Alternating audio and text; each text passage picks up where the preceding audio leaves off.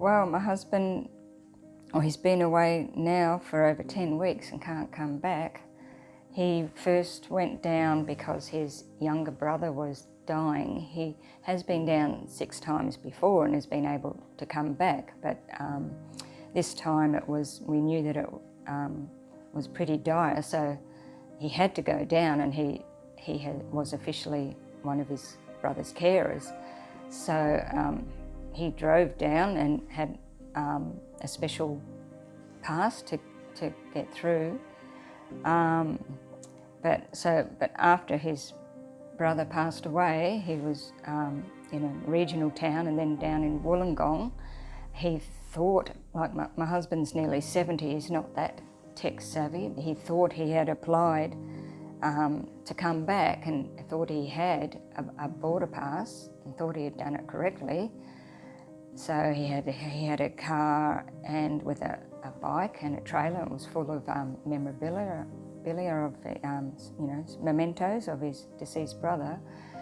When he got to the border on just the New South Wales side of Goondiwindi, he was denied entry. And the policeman, whether he had a bad day or not, I don't know, but the policeman ended up getting very angry, didn't believe my husband.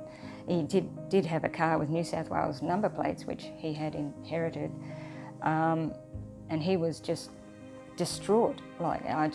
He just felt so lost because he was in shock, and I think he couldn't sleep in the car because it was full of stuff. And when he rang me, I actually did not recognise his voice because he was so distraught. I honestly have never heard him like that before. He said, in the end he was just wailing. He just said, "I want to go home, I just want to go home." And I think he just felt like he was second-class citizen, and he felt so desperate. I said, look, it was 3 a.m, I said, "You ring 13 Health and I'll ring 13 Health," because we just didn't know what to do, and he was just so distraught. And he told the lady on the phone that his heart was just jumping out of his chest. I think he thought he was going to have a heart attack. And she said, "Well, call the ambulance now." But he didn't want to leave his vehicle on the side of the road. I don't know, that was all that he had left of his brother.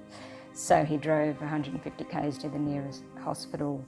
Like anyone who knows my husband, he doesn't go to the doctor, doesn't go to hospital. So